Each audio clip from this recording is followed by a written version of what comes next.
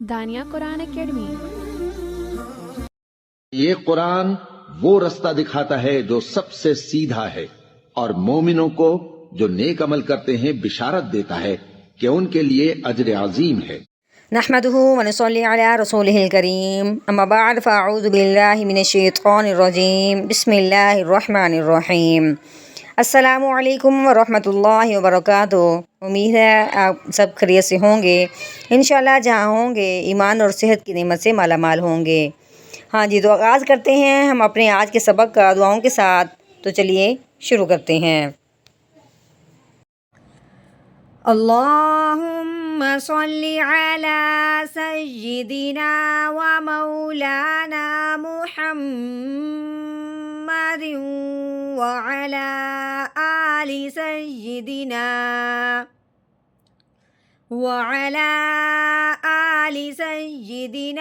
و مولانا محمد وبارک وسلم۔ رب اشرح لی صدری ویسر لی امری واحلل عقدۃ من لسانی یفقہوا قولی۔ رب زدنا علما رب زدنا علما رب زدنا علما۔ اعوذ باللہ من الشیطان الرجیم بسم اللہ الرحمن الرحیم۔ انہ لقول رسول کریم۔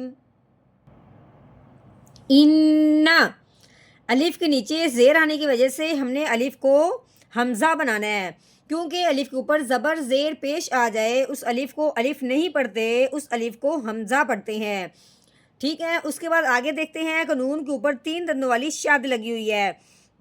شد والا جو بھی حرف ہوتا ہے اس حرف کو مشدد کہتے ہیں، لیکن جب شد آتی ہے نون کے اوپر تب تھوڑا سا غور کرنا پڑتا ہے، کیونکہ نون اور میم پہ شد جب آ جاتی ہے تو نون اور میم پہ غنہ بھی کرتے ہیں۔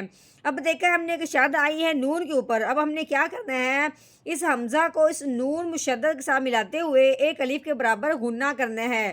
کیسے؟ حمزہ نون زیر ان، ٹھیک ہو گیا۔ اب نون کے اوپر لگی ہوئی ہے زبر، نون زبر نا، ان، ہا کے اوپر ہے الٹا پیش۔ اب جس طرح کھڑی زبر کھڑی زیر کو ایک الف کے برابر لمبا کیا جاتا ہے، اسی طرح یہ جو الٹا پیش ہوتا ہے اس کو بھی ایک الف کے برابر لمبا کیا جاتا ہے۔ اب ہم نے کیا کرنا ہے کہ اس الٹا پیش کو ہا کے اوپر لگاتے ہوئے پڑھتے ہوئے ہا کی وار نکالنی ہے اور ہا کو ہی ایک الف کے برابر لمبا کرنا ہے پیش کی وار نکالتے ہوئے۔ کیسے؟ ہا الٹا پیش ہو، ٹھیک ہے۔ ہا کے اوپر ہے الٹا پیش، اب ہم نے ہا کی وار نکالنی ہے، ہو انہو۔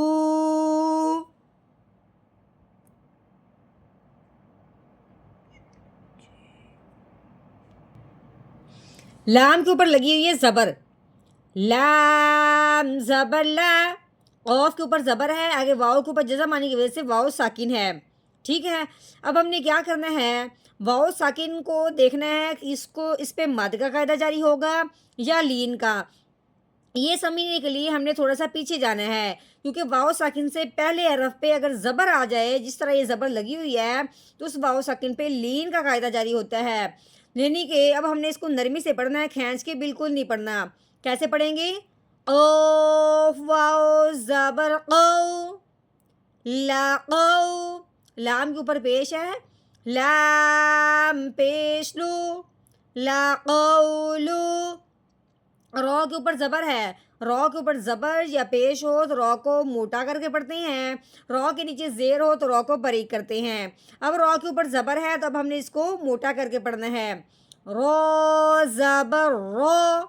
سین کے اوپر پیش ہے، آگے واؤ ساکن ہے، ٹھیک ہے، اب دیکھنا یہ ہے کہ اس واو ساکن پہ کون سا قاعدہ جاری ہو رہا ہے.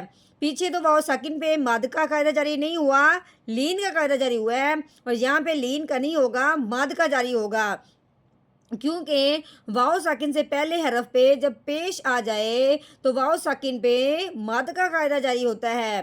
کیسے؟ سین واو پیش سو، روسو. ہاں جی، لام کے نیچے دو زیر ہیں، اب دو زبر ہوں یا دو زیر ہوں یا دو پیش ہوں اس کو تنوین کہتے ہیں. اب تنوین کو جب بھی ہم نے پڑھنا ہے اگلے حرف کو دیکھنا ہے کہ اگلا حرف حروف ہلکی میں سے یا لام اور را میں سے کوئی حرف نہ آیا ہو. اگر تو ان میں سے کوئی حرف آ جائے تو پھر ہم نے تنوین پہ غنہ نہیں کرنا، بغیر غنے کے اظہار کے ساتھ پڑھنا ہے. لیکن یہاں پہ دیکھا ہے کاف ہے، کاف حروف ہلکی میں سے نہیں ہے، اب ہم نے تنوین پہ غنہ کر دینا ہے، وہ بھی کون سا؟ اخفا کا. تو کیسے پڑھیں گے؟ لام دو زیر لیوں، رسولیوں. کاف کے اوپر زبر ہے، کاف زبر کا، را کے نیچے زیر. اب اس را کو ہم نے باریک کرنا ہے، بعد کی آواز کی باریک ہوگی. اس سے پہلے آگے دیکھتے ہیں، یہ یا ساکن ہے، ٹھیک ہے. یا ساکن سے پہلے حرف کے نیچے زیر آ جائے تو یا ساکن کو ایک الف کے برابر لمبا کیا جاتا ہے. اس یا ساکن پہ مد کا قاعدہ جاری ہوگا، کیونکہ یا ساکن سے پہلے زیر ہو تو اس یا ساکن پہ مد کا قاعدہ جاری ہوگا. کیسے؟ رو یا زیر ری، روی بالکل نہیں کرنا، ری. کاری، میم دو زیر من، کریمن. آگے وقف. اب وقف کی صورت میں جو آخر والا حرف ہونا ہے اس کو ہم نے کیا کر دینا ہے؟ ساکن کر دینا ہے. اب یعنی جو اس کے نیچے دو زیر ہیں یعنی کہ تنوین ہے، اس کو ہم نے گرا دینا ہے، میم کو خالی کر دینا ہے. جب میم خالی ہوگا تو اس کو ساکن کر دینا ہے. کیسے؟ آگے وقف. کریم، کریم. انہو لقول رسول کریم.